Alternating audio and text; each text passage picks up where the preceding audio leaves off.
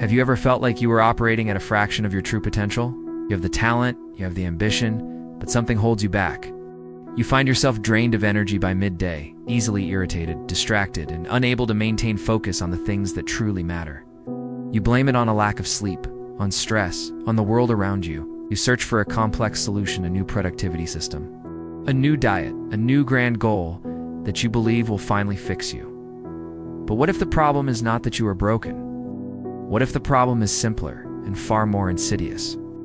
What if your mental strength is not being broken by great, dramatic blows, but is silently leaking away every single day through a series of small, visible holes you don't even realize are there? It's the ancient masters, the samurai, the Stoics understood that mental fortitude is not about holding a bigger engine. It is about patching the leaks. He knew that a warrior with a small hole in his canteen will die of thirst just as surely as one with no water at all. Today, we will not learn a new, complex system. We will do something far more important. We will identify the 7 daily leaks, the 7 common mistakes that are silently draining your mental energy and keeping you weak. And we will learn the ancient code for patching them, one by one. Before we begin this diagnosis, I invite you to subscribe. In the comments, be honest with yourself. Do you feel mentally strong right now? A simple yes or no? The first step to patching a leak is admitting it exists. Now, let us find the holes in your armor. In a renowned dojo in old Japan, there was a young swordsman named Hiroshi. Hiroshi was, by all accounts, a prodigy. His movements were lightning fast. His form was beautiful. His potential was limitless. Yet he was consistently defeated by swordsmen with half his talent. His duels always followed the same tragic pattern. He would begin with flawless technique, dominating his opponent. But then, his opponent would land a lucky, glancing blow. A minor setback, shouldn't have mattered. But for Hiroshi, it was everything.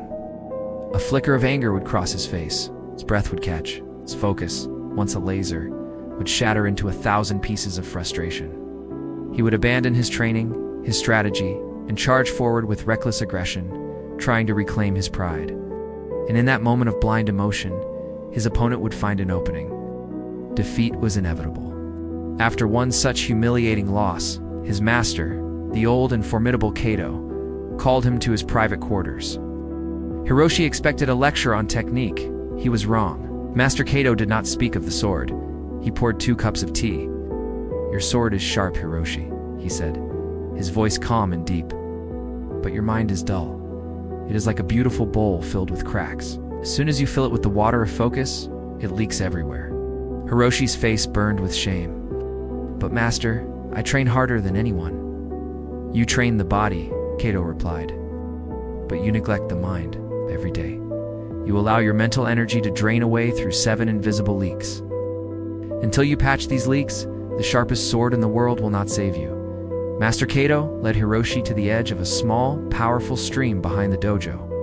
"Watch this stream," he commanded. "It is your mind as it should be. It flows with immense, quiet power. It is never weak. It is never distracted." "Why?" Hiroshi watched, confused. "'Cause it is water? 'Cause it does not make the mistakes you make every day," the master said, then revealed the 7 leaks one by one. "First," Kato said, pointing to a large rock in the water's path, "the stream encounters an obstacle. Does it get angry at the rock? Does it curse its bad luck? No. It flows around it without emotion. Your first mistake is the leak of reaction. You give away your power to every minor annoyance, every insult, every unexpected event. Your opponent's lucky shot should have been just another rock. Instead, you allowed it to poison the entire river of your mind. Second, the stream flows over sharp stones and through difficult narrows. It does not seek a softer path.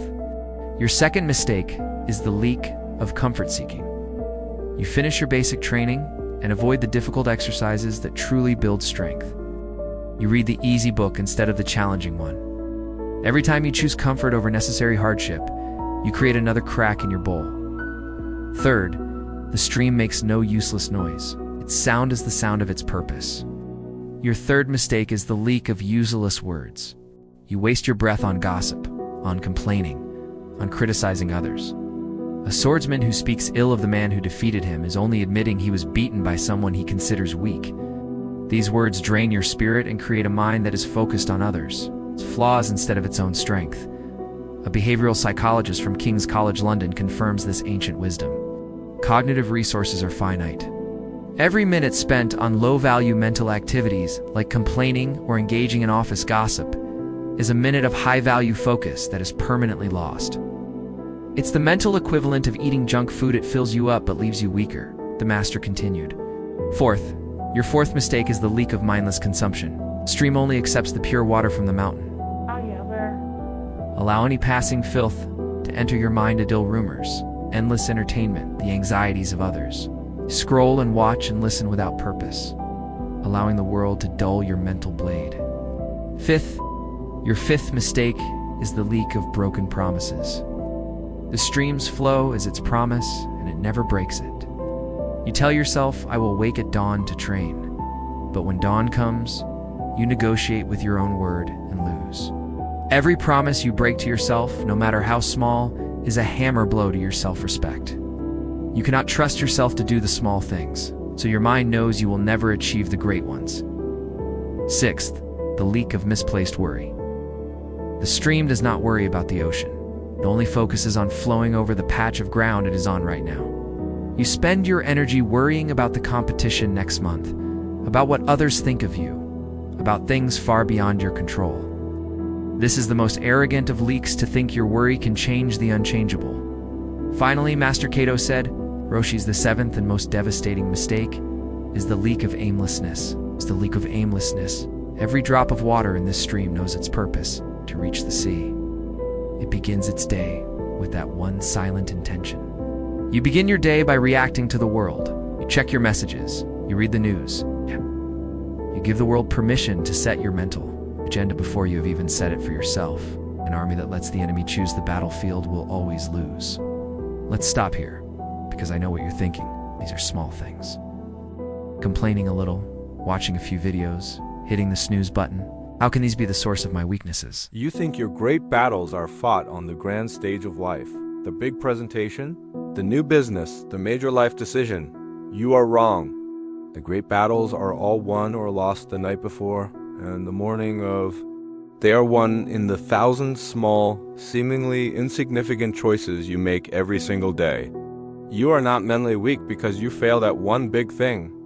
You are mentally weak because you have practiced being weak in 1,000 small ways. You have practiced reacting with anger to traffic. You have practiced seeking the comfort of your phone instead of the discomfort of a hard task. You have practiced breaking the promise of waking up on time. These are not just actions, they are rehearsals. Every day, you are rehearsing for the person you are becoming.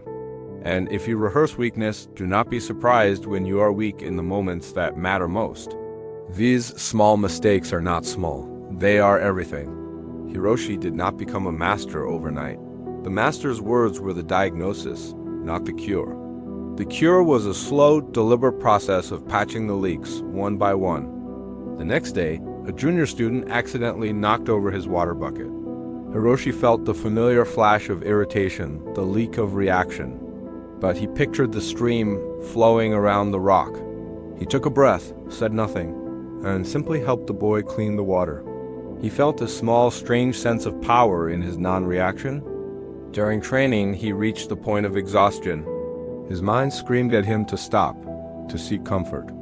But he pictured the stream flowing over sharp stones. He did one more repetition.